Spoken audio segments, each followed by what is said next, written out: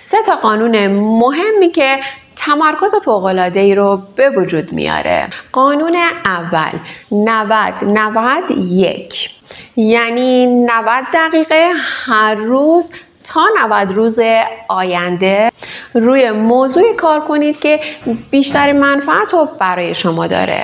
باعث میشه روی تخصصتون تسلط کامل داشته باشید.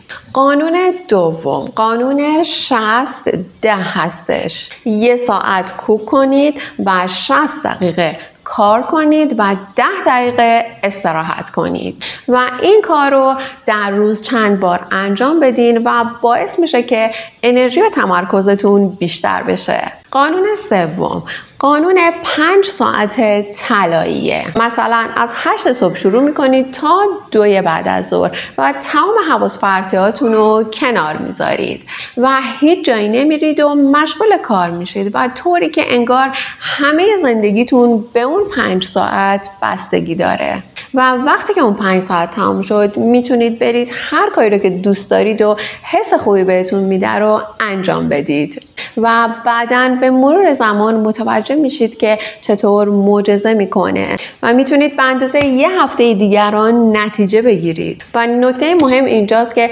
بیشتر از 5 ساعت کار کردن نبوغتون رو پایین میاره.